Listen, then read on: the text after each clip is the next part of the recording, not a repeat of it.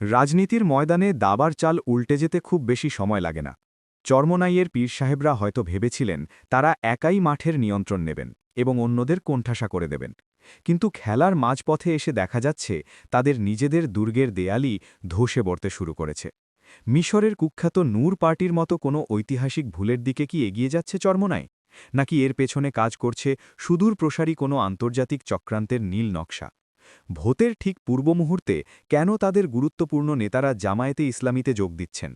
আজ আমরা ব্যবচ্ছেদ করব সেই রাজনৈতিক সমীকরণের যা আগামী নির্বাচনের মোড় ঘুরিয়ে দিতে পারে। রাজনীতিতে একটি কথা প্রচলিত, এখানে শেষ বলে কিছু নেই, তবে কিছু ঘটনা ভবিষ্যতের স্পষ্ট বার্তা দিয়ে যায়। গত ১৭ই জানুয়ারি শনিবার সকালে রাজধানীর খিলগাঁওয়ে যা ঘটল তা চরমোনাইয়ের দল ইসলামী আন্দোলন বাংলাদেশের জন্য স্রেফ একটি সাধারণ দলবদল নয়, বরং এটি একটি অশনি সংকেত। দলটির ঢাকা মহানগর দক্ষিণের ৭৫ নম্বর ওয়ার্ডের সভাপতি গাজী নাসিরুদ্দিন এবং বিশিষ্ট ব্যবসায়ী কাজী আখতার হোসেন সহ ১০ জন সক্রিয় নেতাকর্মী জামায়াতে ইসলামীতে যোগ দিয়েছেন। তারা শুধু যোগই দেননি, বরং ফুলেল শুভেচ্ছায় বরণ করে নিয়েছেন ঢাকা ৯ আসনের জামায়াত প্রার্থীকে।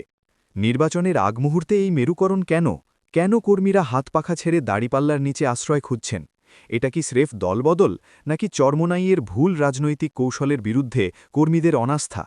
আজ আমরা দেখাব মাঠের সেই কঠিন বাস্তবতা। চরমোনাই যখন জোট ছাড়ল, তাদের অঙ্কটা ছিল অত্যন্ত সহজ।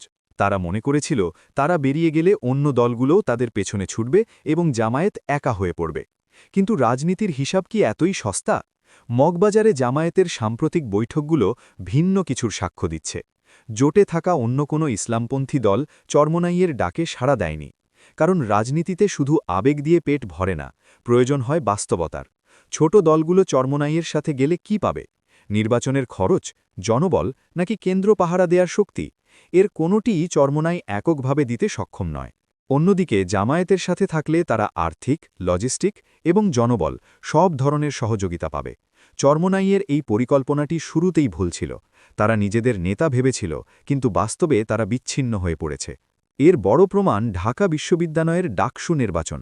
সেখানে চরমোনাইয়ের ছাত্রনেতা জামিল উদ্দিন খালিদ ভেবেছিলেন তিনি বড় কোনো চমক দেখাবেন, কিন্তু ভোটের ফলে দেখা গেল তিনি মাত্র ৫০০র কাছাকাছি ভোট পেয়েছেন।